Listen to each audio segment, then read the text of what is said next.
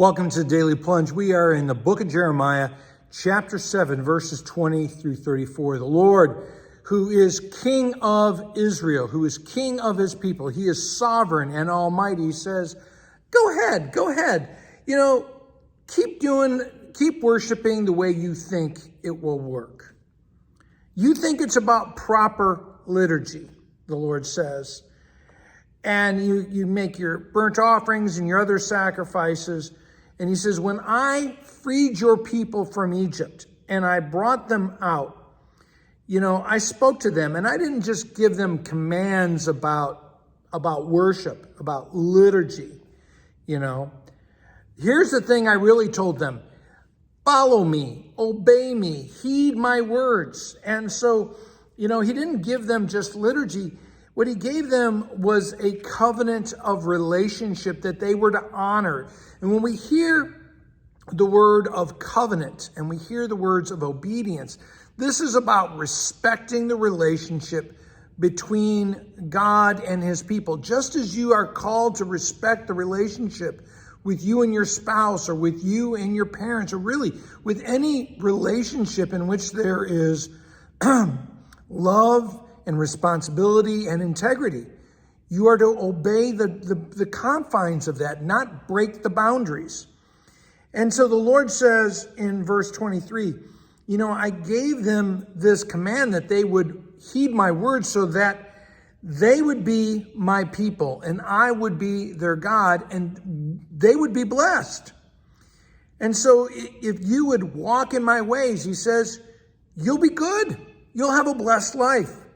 But verse 24, but instead, you went on your own ways. You didn't listen to me. You didn't heed my words. And instead, you followed your own stubborn plans. You followed your own bad, small hearts. And instead of going forward, you went backwards. And day after day, again and again, I sent you servants of the word. I sent you my servants, the prophets, the preachers, and you were so stiff-necked and unrepentant. And in fact, you got more and more wicked. And so I spoke to you and you would not listen. I called you and you would not answer.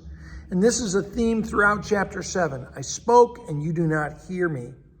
So verse 29, so you cut off your hair in lament, because the Lord has rejected you. He has abandoned you to his wrath because you will not follow him.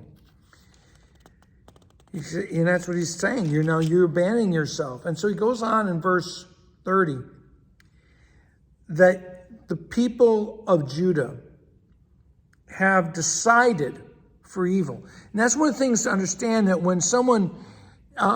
when we talk about the judgment of God upon people, it's not that God has, arbitrarily decided to condemn people.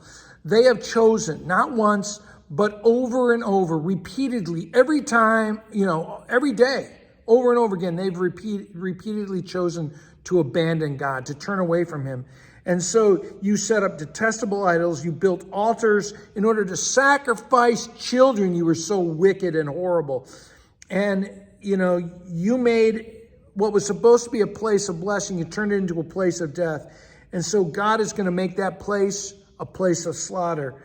Not a sacrifice to God, but so that you're going to become roadkill for vultures.